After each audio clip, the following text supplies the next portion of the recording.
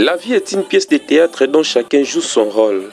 La mort a frappé la famille des chantres de l'église catholique, diocèse de Matadi. Ils ont perdu Bimoko Biakokila, décédé le dimanche 21 juillet 2024, suite d'une crise. J'aimerais avant tout souhaiter la bienvenue à M. l'abbé Justin Zitissa, délégué personnel de Monseigneur l'évêque, à tous les confrères, prêtres, religieux, religieuses, aux membres de la famille biologique du ministre disparu et à chacun, à chacune d'entre vous. Ensemble, nous allons dire adieu à Jean-Pierre et demander au Seigneur de le recevoir et de l'accueillir comme son enfant qui rentre tout simplement chez lui. Une messe de requiem était célébrée à la paroisse Sainte-Marie de Loma par le vicaire épiscopal abbé Justin Zitissa, entouré de plusieurs prêtres.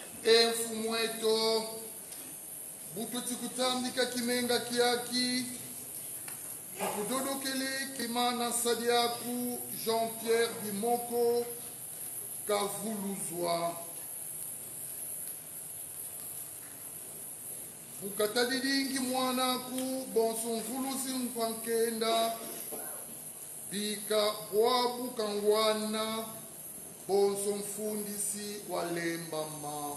Natif de Lufutoto, le 9 septembre 1953, territoire de Mbanzangungu, originaire de Luozi, secteur de Lari, issu d'une famille de 5 enfants, dont 4 garçons et une fille. Chaque fois qu'on lui demandait de prier, il chantait à Kikongo. Il y avait des ballons, il y avait des gospels, mais lui faisait rayonner la langue Congo.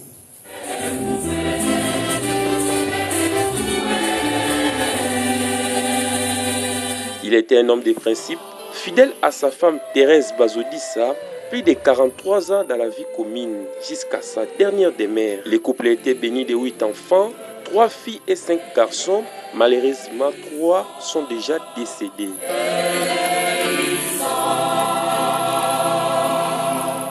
Il avait fait ses études primaires à Lufutoto. Il a poursuivi à Matadi jusqu'à ce qu'il a obtenu son certificat d'études primaires en 1966. Quelques années après, il avait décroché son diplôme d'État. À savoir qu'il fut gradué en français linguistique africaine à l'ISP Mbanzangungu vers les années 80. Il a poursuivi jusqu'à obtenir son titre de licence.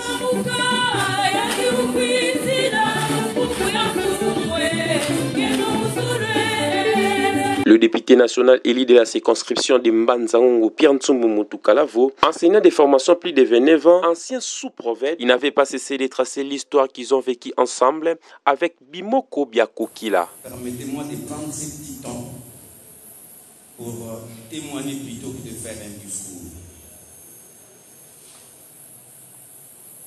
Tout le monde s'est mis d'accord pour toutes les qualités humaines, intellectuelle, spirituelle, pour la grande œuvre religieuse accomplie dans la musique.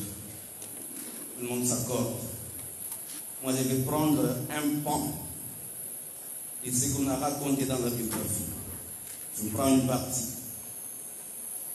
Je connais Jean-Pierre Bimoko d'abord par son œuvre, par sa musique. Et c'est lui qui m'a fait découvrir la musique de Bouta Bimoko avant que je ne rencontre physiquement. Un de ses admirateurs, je dirais, c'est le feu M. l'abbé Alphonse Kavenadia Moko, qui est mon frère, dont beaucoup de nous, frère et sœur de Madame Moko, connaissent l'histoire. J'écoute pour la première fois sa première bande cassette, son œuvre, je dirais album, intitulé Qui est ce Alléluia. Qui est ce Alléluia, non pas seulement que je l'ai écouté par les canaux de mon frère,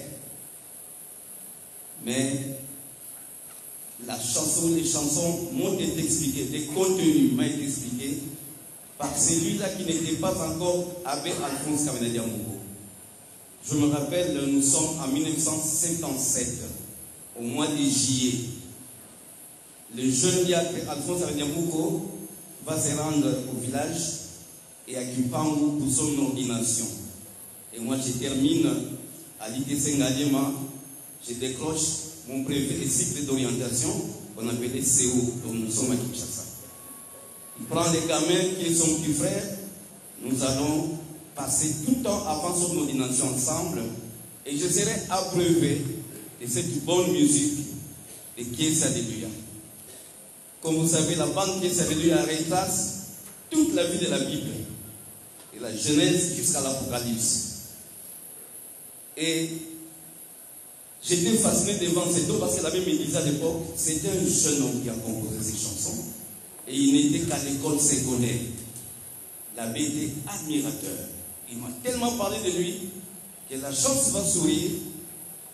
En septembre 1977, je ne rate pas Kinshasa pour mes études. On me fait inscrire au collège Saint-Clément de Tsonambu. Et Dieu a mis cet homme là-bas, Alphonse.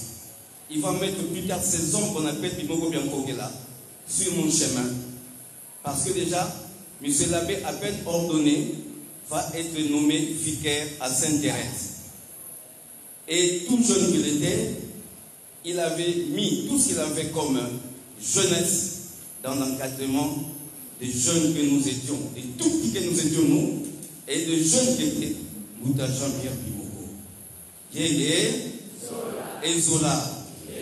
C'est en ce moment que l'abbé, qui poursuit la formation du Glengue Yamouinda qu'il avait commencé comme stagiaire, va se mettre en cadre les jeunes, les gamins de Sainte-Thérèse que nous étions. Et c'est comme ça que va naître la chorale Kies Alléluia, en mémoire de la première bande cassette Kies Alléluia que Mouta Jean-Pierre avait réalisée à Manguembo. Cette chorale n'était pas seulement une chorale, c'était plus qu'une école. Elle était constituée des élèves du lycée Bankasi, et ceux du lycée Kivuvu et ceux du collège Saint-Clément que nous étions, encadrés par des étudiants de l'ISP catholique, donc Mouta Jean-Pierre Bimoko qui était à l'ISP. Et je n'ai pas encore Mouta Feu Sérapin Mbumba, ancien de Kibula, qui était également à l'ISP. Nous serons également encadrés par des jeunes qui travaillaient à l'ONATRA. Parmi ces jeunes-là, il y a Mouta Séraphin, il y a Mouta Serebos Malenga, qui est encore dans le G4 jusqu'aujourd'hui. Une école. Pour aller rapidement, ce que nous devenons aujourd'hui, je pense, pas seulement moi-même, à nous tous qui étions gamins, jeunes, qui sont passés par le bras, la formation de Mouta Bimoko et les autres, ici je viens témoigner, je viens reconnaître et nous devons remercier Dieu pour nous avoir donné ces hommes et cet homme. Parce que de tous les talents qu'il y avait dans notre chorale, qui avaient fait des preuves à l'époque, Jean-Pierre Bimoko était le leader. C'est lui qui dirigeait. Comme nous avons appris, il dirigeait avec discipline, rigueur, mais avec douceur. Je vous raconte une petite anecdote que moi, en 4e de l'humanité, il m'avait mis à genoux. Il y a Fukama, comme Fukama ça, mon 4e de l'humanité.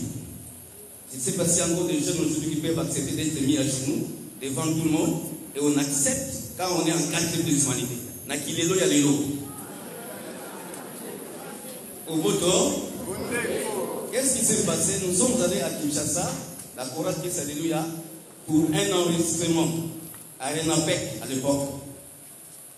Et on était logé à Lista Nolo. Après le travail d'enregistrement, à la veille de notre retour en Batangungu, il a été permis aux choristes qui avaient des membres de famille d'aller leur rendre visite. Mais Mouta Jean-Pierre va insister pour dire: vous avez la liberté d'aller rendre visite à vos frères à Kinshasa, mais avant 18 h, tout le monde doit rentrer. Et moi, j'ai pris celle qui va devenir plus tard la sœur Julie Diata et sa sœur Diata qui avait mon âge, comme nous avions nos parents à Kitambo. Et c'est moi qui connaissais le chemin. Je les ai pris, on est arrivé à Pongabi, on a pris la ligne 10 à l'époque, il y allait jusqu'à Lausanne, et nous sommes descendus à Kitambo, chez les parents, de Julie Diata et chez mes parents. Quand je voyais leur avancée, je dis aux parents, papa, maman, nous devons rentrer. Parce qu'on nous a demandé de rentrer à 18h. Papa dit, non, ne vous en faites pas. Je vais vous accompagner, vous ne pouvez pas partir sans manger. Et le temps d'attendre le repas, il était déjà au-delà de 18h. Papa nous a pris, ce qu'on ignorait déjà là-bas, c'était les matanga là-bas. Donc, deux gamines, un gamin se sont perdus dans Kinshasa. Et c'était les mois dans le groupe. Où est-ce qu'on va les chercher? Faut-il aller à l'OCRT, l'unique chaîne de la télévision à l'époque, pour dire que ces deux, trois gamins sont perdus? La chorale est un émoi. Et ces jours-là, quel soulagement, j'imagine, quelle satisfaction, j'imagine, pour la chorale, lorsque plus tard, 18h30, 19h, on voit les trois gamins accompagnés de papa. Et moi, j'étais sûr qu'on ne serait pas puni. Pendant que papa expliquait à Jean-Pierre et aux autres aînés ce qui était arrivé, je voyais Jean-Pierre qui me lorgnait et qui me regardait avec un air sévère. J'ai dit non, il ne va pas me punir, papa a déjà expliqué. Malheureusement, dès que papa tournait les talons, il nous a mis à genoux. C'est pour vous dire que le respect des consignes, quand on donne des cours de groupe, il faut le respecter. Nous n'avons pas se mettre dans une chorale, mais dans une maison de formation intégrale. Le choriste, après le 2 juillet, vous devez montrer le bulletin à la chorale. Vos notes, si vous n'avez pas réussi, vous êtes punis.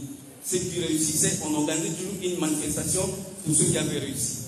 Bref, la chorale pour nous c'était une formation des valeurs, le respect des aînés, le respect de tout le monde, le travail.